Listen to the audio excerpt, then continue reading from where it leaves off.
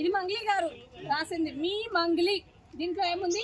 నల్గొండ జిల్లా పలుగు తాండాలో రమావత్ మధుని నమ్మి మోసపోయిన బాధితుడు మరణ వార్త అత్యంత బాధాకరం. ఓ అత్యంత బాధాకరం అంటే మేడం గారు బయటకు వచ్చి వాళ్ళని పలకరిస్తారు, కానీ ఇప్పటి వరకు వాళ్ళని పలకరించలేదు.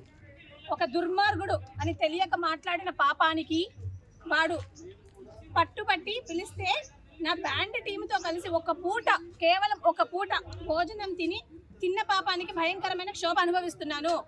ఒకటే పూట భోజనం తిన్నారా లేకపోతే మీ ఇంటికి కూడా పిలిచి భోజనం పెట్టారా? ఎందుకండి ఎవరిని మోసం చేస్తున్నారండి మీరు? నాకు తెలియక అడుగుతాను. ఉన్నోడితో దోచుకుంటే ఏమన్నా అనొచ్చు, కానీ ఇంత పేద బాధితులు ఇదే బంజారాకు సమాజం నుంచి నువ్వు ఇంత పైకి ఎదిగినావు, నీకు ఎట్లా వాళ్ళని మోసం చేయాలనిపిస్తుంది? ఎట్లా వాళ్ళ కడుపు కొట్టాలనిపిస్తుంది? అసలు మనిషివా లేకపోతే అసలు కడుపుకి తిండి తింటున్నారా లేకపోతే ఇంకేమైనా తింటున్నారా మీరు? ఇంకొకటండి, కొందరు కావాలని ప్రజలను తప్పుదారి పట్టించేందుకు నా పేరు తీసుకువచ్చారంట. ఎవరండి కొందరు తప్పుదారి పట్టిస్తే నువ్వు ఎందుకు మరి వాళ్ళని వదిలేసినావు? నువ్వు యాక్షన్ తీసుకోవాలి కదా వాళ్ళ మీద, ఎందుకు వదిలేసావు? ఇంకొందరు ఏ ఆధారాలు లేకుండా నా చుట్టూ భయంకరమైన కుట్రలు పన్నుతున్నారు. ఇందాక మీరందరూ వీడియో చూసిరు, మా సంపత్ నాయక్ గారు కూడా చూపించారు మీకు. భయంకరమైన కుట్రలు పన్నుతున్నారంట. భయంకరమైన పనులు చేసింది మీరు, భయంకరమైన కుట్రలు పన్నుతున్నది మేము కాదు. ఈరోజు నేను ఒకటే రిక్వెస్ట్ చేస్తున్నానండి, ఇప్పటికి కూడా ఈ మంగ్లీ కానివ్వండి, Shiva Chauhan, whoever it is, I really don't care for them. ప్రతి ఒక్కరు నేను ఒకటే రిక్వెస్ట్ చేస్తున్నా, చూస్తున్న ప్రజలకు కూడా ఒకటే రిక్వెస్ట్ చేస్తున్నా, దయచేసి ఇప్పటికైనా మీరు బయటకు వచ్చి బాధితుల పక్షాన ఉండి వాళ్ళ తరపున ఒక అడ్వకేట్ను, ఒక సీనియర్ అడ్వకేట్ని ఎవరైనా పెట్టండి. లేకపోతే ప్రతి ఒక్క బాధితుడు మీ మీద కంప్లైంట్ డెఫినెట్గా ఇస్తారు. ఎప్పుడు చరిత్రలో లేనటువంటి రియాక్షన్ చూస్తారు మీరు చేసిన పనికి.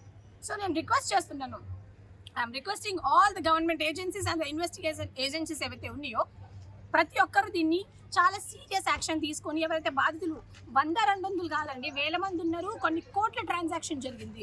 సో వీటన్నిటి గురించి కూడా బయట పెట్టాల్సిందిగా కోరుకుంటారు. ఇందులో ఎంత పెద్దవాళ్ళు ఉన్నా కూడా వాళ్ళందరినీ బయట గ్రాప్ చేయాలి. ఈరోజు వాళ్ళు ఏదైతే బాధపడుతున్నారో వాళ్ళు బాధపడకుండా వాళ్ళకి 100% న్యాయం జరగాలి. So I'm requesting the current Congress government to take a serious action on this. Thank you. Fake allegations, మేము ఎటువంటి ఫేక్ అలిగేషన్స్ ఇక్కడ చేయట్లేదు. ఇప్పటికి కూడా we are clear on our stand. Mangli గారు is directly involved in this. ఏదో రిమాండ్ రిపోర్ట్ లో ఆమె పేరు లేనంత మాత్రం అవ్వదండి.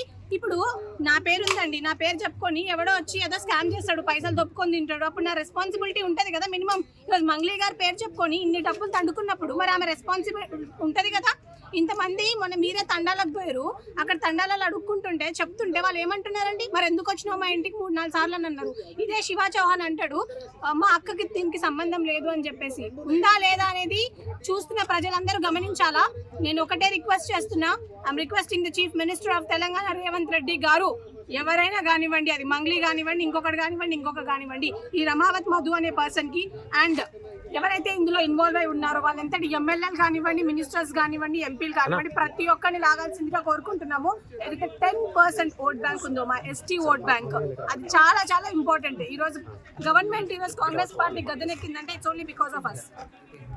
ఎందుకన్నా మేము మోసం చేయలేదు అని చెప్పేసి it's part of our job అనుకుంటా అండి. నాకు తెలిసి ఈరోజు మంగ్లీ గారు అంటారు నేను కష్టపడి ఇంత దూరం వచ్చినా అని అంటున్నారు. కష్టం అంటే ఏందమ్మా? ఇది కష్టమా? లేనోడి దగ్గర దోచుకొని తినడం ఇది కష్టం అంటారా? వాళ్ళ కడుపు కొత్తమ్మని ఒకరు చనిపోయారండి, వాళ్ళ ఫ్యామిలీని ఆదుకుంటారా లేకపోతే ఈమె పైసలు పెట్టి వాళ్ళని చదివిస్తుందా? ఇష్టం వచ్చినట్టు ఏదో సోషల్ మీడియాలో పోస్ట్ చేయడం కాదు మంగ్లీ గారు. మీరు బయటకు రండి. ఈవెన్ నౌ ఇప్పుడు కూడా మేము రెడీగా ఉన్నాం. You can come out, you can ఒక డిస్కషన్ మాతో పెట్టినా కూడా వీఆర్ వెల్కమింగ్ యూ.